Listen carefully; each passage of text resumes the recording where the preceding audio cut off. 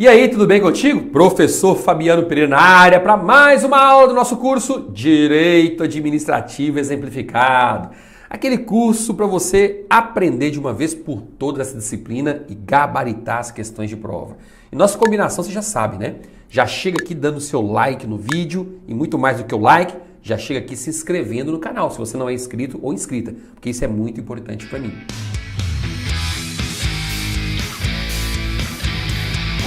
Na aula de hoje, nós vamos continuar falando sobre um tema que nós já analisamos aqui antes, mas de uma forma um pouco mais genérica. Nós vamos falar sobre autarquias. Em uma outra aula, eu expliquei para você as principais características das autarquias comuns, das chamadas autarquias genéricas, autarquias comuns, autarquias simples, tem várias nomenclaturas. Uma das principais características das autarquias é o fato de elas possuírem autonomia. Elas têm autonomia administrativa, autonomia financeira. Por exemplo, elas é que decidem quando é que vão realizar concurso público, quando é que está precisando. Elas que decidem como é que vão investir os recursos públicos que elas recebem, de acordo com a lei, de acordo com os seus estatutos. Então, elas têm autonomia administrativa, autonomia financeira, autonomia gerencial. Elas não estão subordinadas à administração pública indireta. Essa é uma característica marcante. Só que além dessas autarquias genéricas que nós estudamos, existem ainda outros tipos de autarquias, que são as autarquias em regime especial. Autarquia em regime especial? É. Qual é a principal característica dessa autarquia em regime especial? É porque a autarquia comum, ela tem autonomia, não tem? Tem. A autarquia em regime especial tem mais autonomia ainda. Então tem mais autonomia ainda do que a autarquia comum. Essa é a principal característica. É mesmo? É.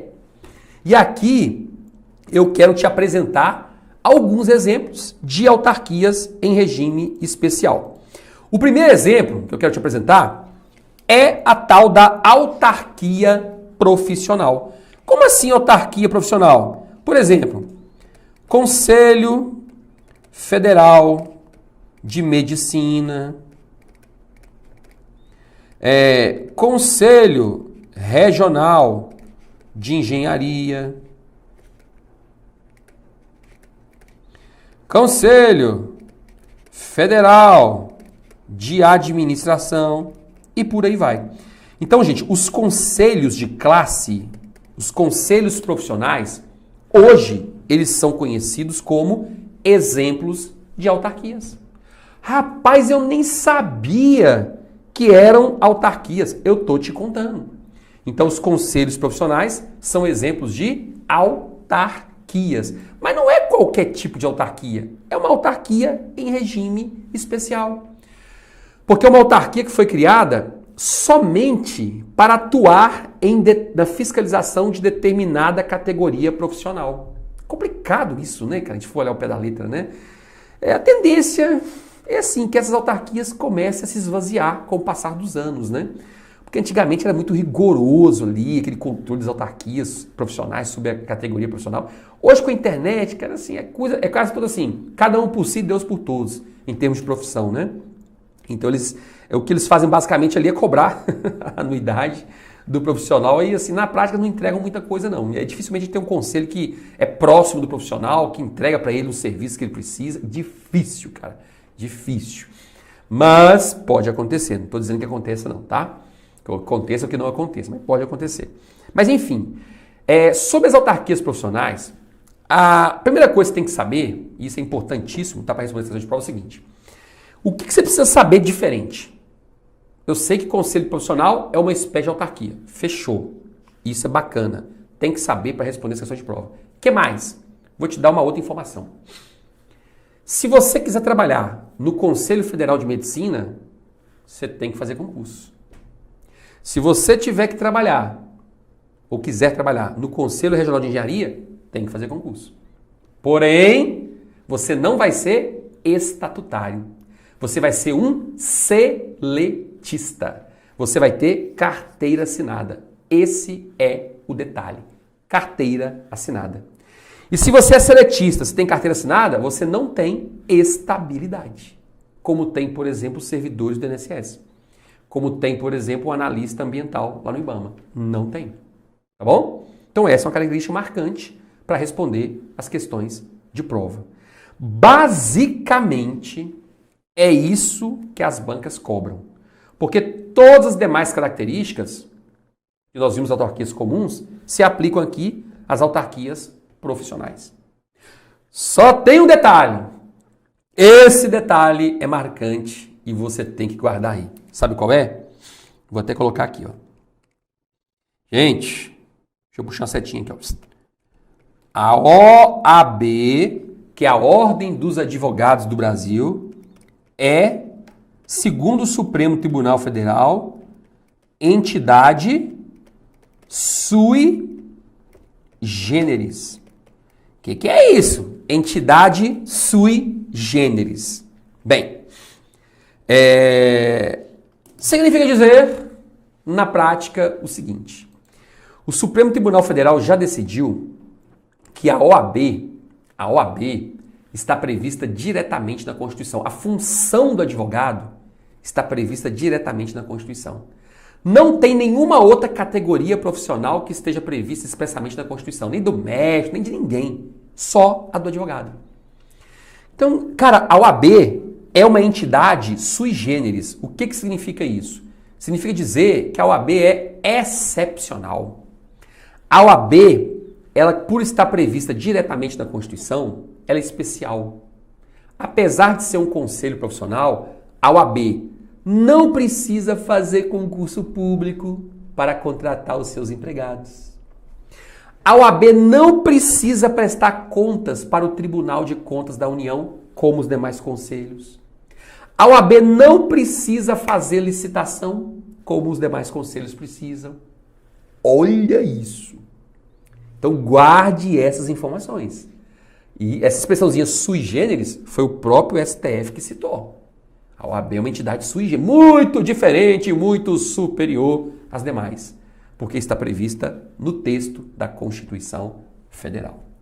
Ficou claro? Sabendo isso, você já consegue responder as questões de prova. Pode ir em frente que você responde. A segunda categoria de autarquias em regime especial que eu preciso que você conheça é a de agências reguladoras. Deixa eu te contar um pouquinho sobre essa história das agências reguladoras, que fica mais fácil você entender. Vamos lá. Olha, aqui é o seguinte. Na década de 90, o governo brasileiro começou todo um processo de privatização de muitas e muitas entidades que eram responsáveis por prestar serviços públicos no Brasil. Muitas. Não é da sua EPA, mas, por exemplo, é da minha. Não é da minha, não tô brincando. Eu só vi isso nos livros de história, né? Na década de 90, por exemplo, esse serviço de telefonia, você lembra quando você tinha telefone fixo? Que era um luxo. Tem telefone em casa, hein? Aí é rico, menino. Pois é. Na década de 90, sabe quem prestava esse serviço de telefonia? Eram empresas estatais. Empresas, entidades que pertenciam ao próprio governo. Só que chegou uma hora que o governo achou por bem transferir esses serviços para particulares. Foram aí que começaram a acontecer várias e várias privatizações em vários setores da economia. Algo que hoje se discute muito, né? Que está acontecendo novamente. Então, privatização de várias e várias prestadores de serviço no Brasil. E, inclusive, de telefonia. Então, o que acontece? Na época, o governo chegou à seguinte conclusão. Cara, se a gente privatizar esses serviços, nós não vamos precisar ficar gastando muito dinheiro para expandir esses serviços.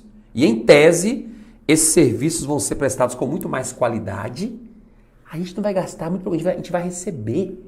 Quem vai ter que pagar pelo serviço aí, ó, é o consumidor que se vira para lá. Então, simplesmente delegou para particular esse serviço, tá bom? E aí, os particulares começaram a cobrar tarifas públicas pela prestação desse serviço. Foi isso o que aconteceu. Simplesmente isso. Beleza? E aí, gente, o que aconteceu? O governo entendeu à época que não bastaria apenas transferir a prestação desse serviço para particulares. Seria muito importante fiscalizar a prestação desse serviço. E aí, nesse contexto, é que surgiram as chamadas agências reguladoras. Então, as agências reguladoras surgiram em um cenário em que os serviços públicos estavam sendo transferidos para particulares, mas eles precisavam ser fiscalizados. Foi aí, por exemplo, que em 1997 foi criada a Agência Nacional de Telecomunicações, a Anatel. Então a Anatel é uma agência reguladora. Deixa eu colocar aqui, ó. Aqui, ó, Anatel. A Anatel, que é a Agência Nacional de Telecomunicações, é uma agência reguladora, criada pela Lei 9.472/97, a famosa Anatel. Então a Anatel foi criada com o propósito de fiscalizar a prestação do serviço de telecomunicações. Simples assim. É por isso que em 97 também foi criada a ANP, Agência Nacional de Petróleo, instituída pela Lei 9.478/97, a ANP. A ANP foi criada para fiscalizar esse mercado de comercialização de petróleo e os seus derivados. Agência Nacional de Petróleo, agência reguladora.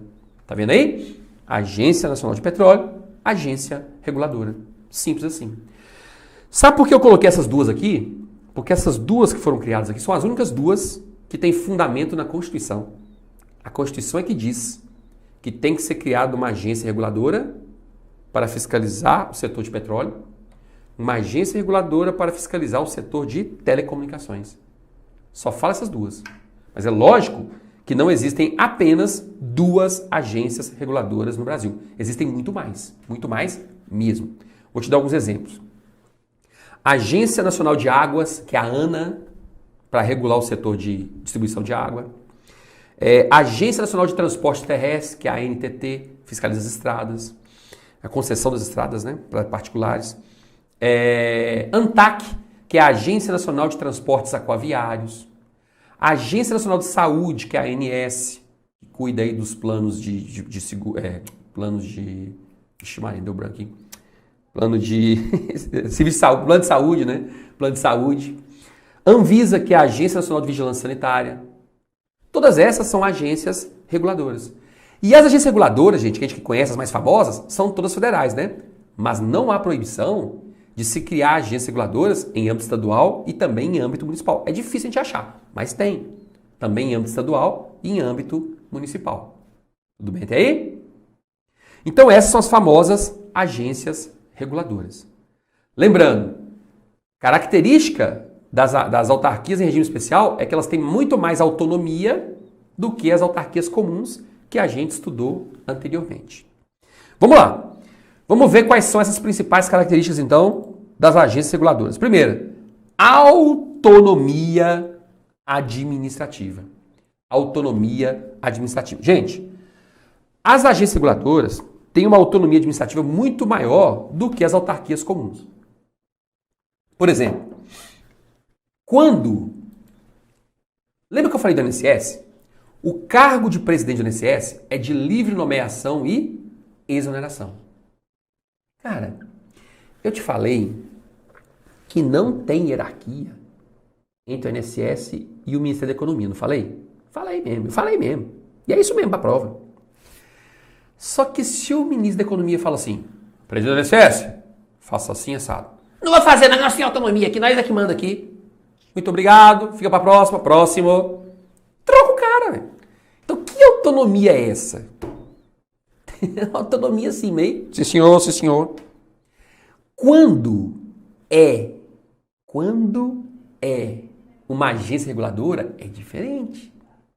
Olha o caso da Anvisa, Agência Nacional de Vigilância Sanitária. Lembra na época das vacinas? Lembra da aprovação, aquela história toda das vacinas? Pois é, cara. Os dirigentes da Anvisa, eles são escolhidos, digamos assim, né, são indicações do presidente da República. Beleza. Só que as indicações têm que ser aprovadas pelo Senado Federal. Então, em tese, o Senado só vai aprovar pessoas que têm um vasto conhecimento naquele assunto. Bacana. Aí o cara entra na Anvisa, ele tem um mandato. A gente chama de mandato a prazo certo. Para que esse mandato? É para garantir a autonomia da agência reguladora. É para isso. Então, às vezes, o cara entrou na Anvisa e aí ele tem um mandato de 3 anos, ou 4 anos, ou 2 anos, depende de que manda a lei que criou a agência reguladora, tá? Aí, o presidente fica assim, ó, essa vacina aí, você vai reprovar, viu? Fulano, essa aí você reprova, essa aí você aprova. Não tem isso não, cara. Eles vão ter julgamento técnico. Se eles entenderem que a vacina preencheu todos os requisitos legais para ser aprovada, eles vão aprovar. Se entenderem que não, eles vão reprovar. Por mais que isso macule a imagem do país, não sei o que, não interessa, cara. Eles têm decisões técnicas. Eles não vão ouvir o que o presidente está dizendo, o que o ministro está dizendo. Não. Eles vão... Gente, isso aqui tudo é a teoria, a prova, tá bom? E aí, eles vão ali decidir de acordo com a técnica. Porque eles sabem que não vão perder o cargo. Decidindo sim ou não pela aprovação da vacina, eles têm um mandato a cumprir. Depois do mandato eles vão sair de qualquer jeito mesmo. Então, vão decidir tecnicamente. Tá entendido? Então a gente percebe que as agências reguladoras têm muito mais autonomia do que o INSS da vida. Troca o presidente e muda tudo que acontece dentro do INSS. Tá vendo? Segunda característica é o exercício de atividade regulatória. Ou seja, a agência reguladora vai normatizar, vai disciplinar, vai regular o mercado que ela fiscaliza, o mercado que ela atua. Exemplo, a Anatel, Agência Nacional de Telecomunicações. A Anatel vai regular o mercado de telecomunicações. Vai regular o mercado de telecomunicações. A Anatel. Então a Anatel, por exemplo, vai expedir várias resoluções dizendo, gente, a relação entre consumidor e operador de telefonia vai ser assim, vai ser assado, eles têm o direito A, direito B, as operadoras têm o dever de fazer isso e tal. Tudo que vai disciplinar é a Anatel. Só que tem um detalhe. Essas normas, essas resoluções que são criadas pela Anatel têm status de ato administrativo. As resoluções da Anatel não podem contrariar a lei. A lei está aqui em cima, ó. Resolução da Anatel está aqui embaixo, ó. Resolução da Anatel não é mais importante do que a lei, ela está abaixo da lei. Então, se você encontra em prova alguma questão dizendo as agências reguladoras podem criar atos com força de lei, errado. As resoluções editadas pelas agências reguladoras podem alterar o texto da lei, contrariar a lei, errado. As agências reguladoras podem inovar no ordenamento jurídico, errado. Não tem isso não. Elas criam atos administrativos que estão abaixo da lei para regularem os setores que elas atuam. Tá vendo? Tudo bem que esses atos têm que ser respeitados como se fossem leis. Tudo bem, mas não são leis. É porque quem autoriza as agências reguladoras a editar esses atos é a própria lei que a criou. A Anatel, por exemplo, foi criada pela lei 9472/97. Então, essa própria lei diz: a Anatel poderá editar atos para regular o setor de telecomunicações e blá blá blá. Tá vendo? Foi a própria lei que falou que ela pode criar atos naquele momento. Uma outra característica importante é com relação ao poder sancionatório. Como assim? Gente, se eu, por exemplo, acordar de manhã e perceber que meu celular não está funcionando mais, eu preciso dele para o trabalho. Aí eu ligo na Vivo, na TIM, na Oi, sei lá onde for, meu celular não está funcionando. Oh, senhor, que pena. Vamos abrir aqui uma reclamação, o protocolo número tal, e vamos acompanhar, vamos resolver o problema. 1 mês e nada de resolver. Aí eu posso levar esse fato ao conhecimento da Anatel. Eu ligo no 0800 Anatel, aconteceu isso, abro um protocolo, a Anatel vai cobrar de quem? Da operadora. Se a operadora não resolver, a Anatel vai aplicar uma multa à operadora. Dependendo do contexto, da complexidade, uma operadora dessa pode até ser proibida de continuar comercializando planos de telefonia celular. Lógico que um sujeitinho só não vai fazer isso, né? Mas é muito comum a gente ver isso na ANS, Agência Nacional de Saúde. Vira e mexe a gente vê na televisão, né? A ANS proibiu a empresa ABCD de vender plano de saúde. Por quê? Está descumprindo as regras do setor. É uma punição, é uma sanção. Tá bom? E isso pode acontecer sim, independentemente de qualquer participação do Poder Judiciário. E detalhe, definitividade administrativa de suas decisões. O que significa isso aqui? Vou te explicar, olha só. Gente, lembra desse caso aí, que eu entrei com uma reclamação lá na Anatel? Pois é. Cara, a Anatel determinou que vamos supor que seja a Vivo, determinou que a Vivo resolvesse o problema em 30 dias, sob pena de aplicação de uma multa de 100 mil reais. A Vivo não resolveu. Aí a Anatel foi lá, aplicou a multa e a Vivo recorreu, dentro da própria Anatel.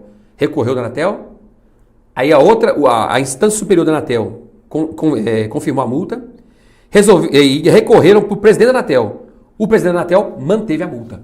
Acabou. Essa decisão agora da Anatel é definitiva, não cabe mais recurso. Ponto final. Não cabe mais recurso.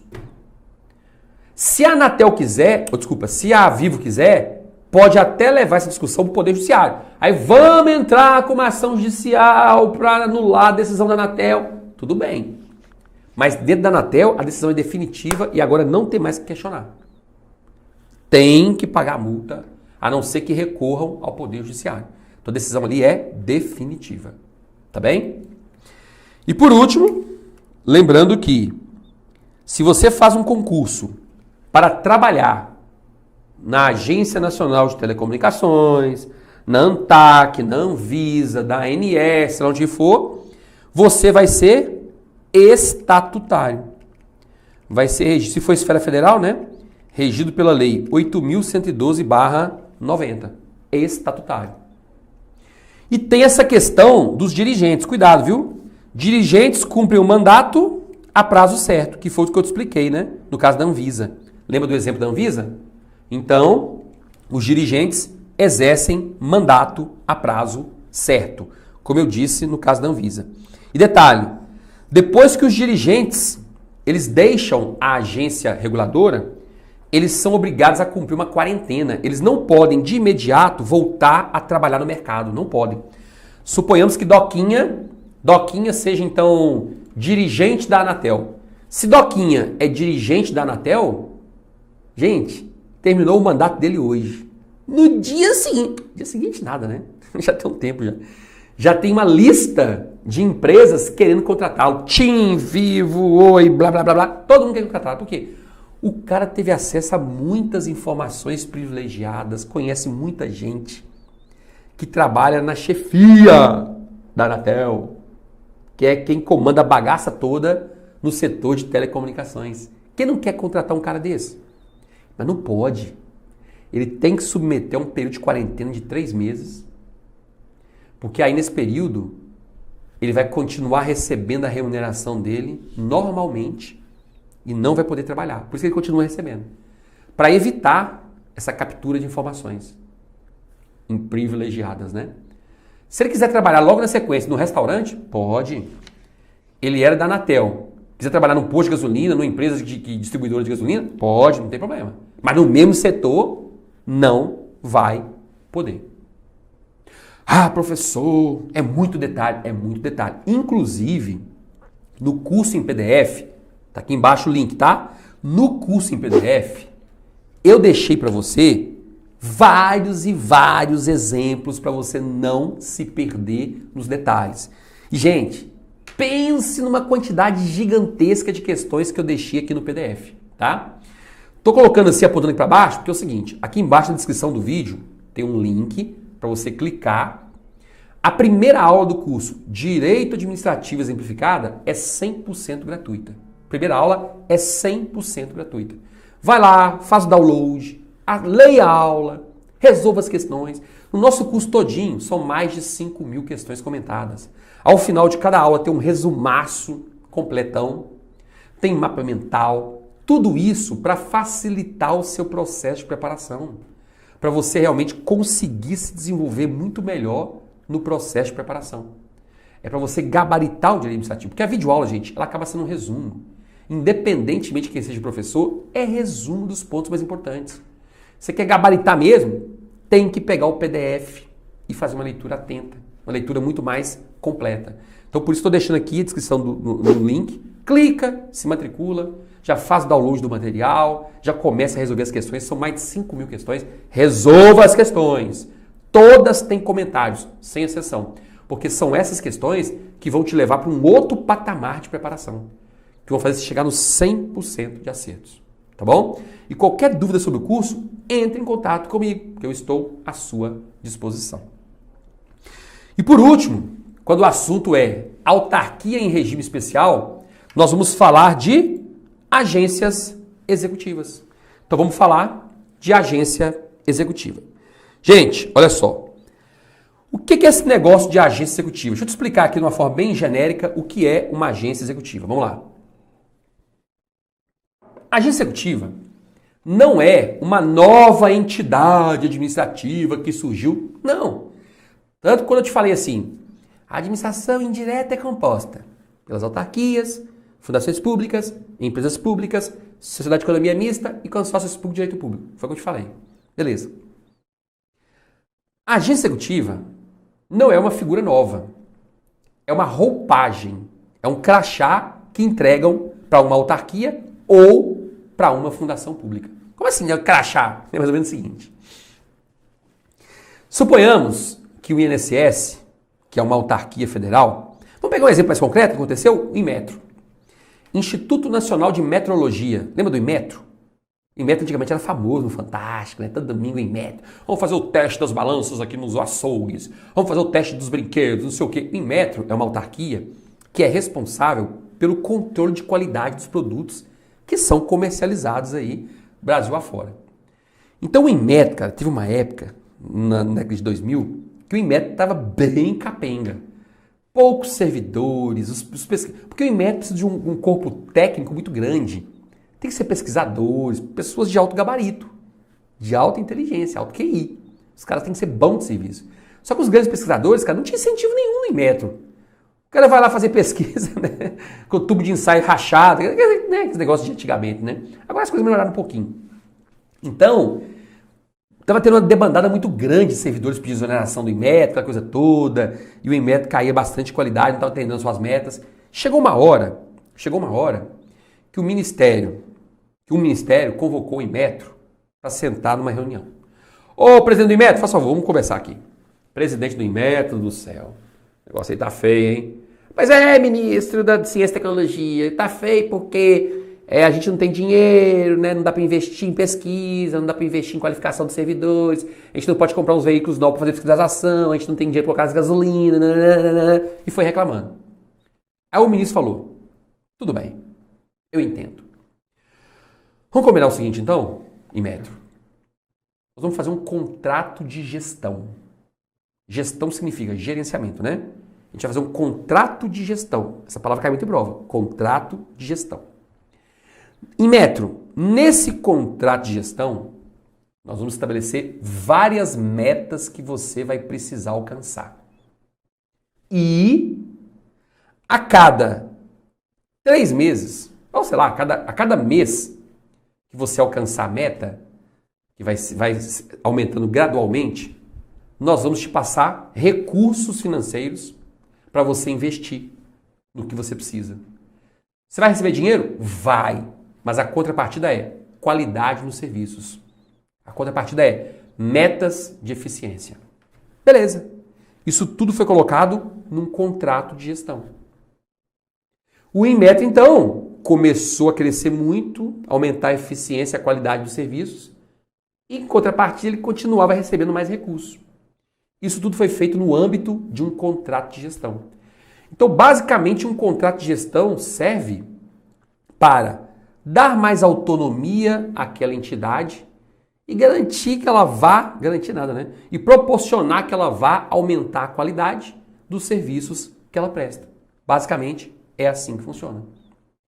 E durante o período que estiver vigente aquele contrato de gestão, aquela autarquia ou aquela fundação pública vai se chamar agência executiva.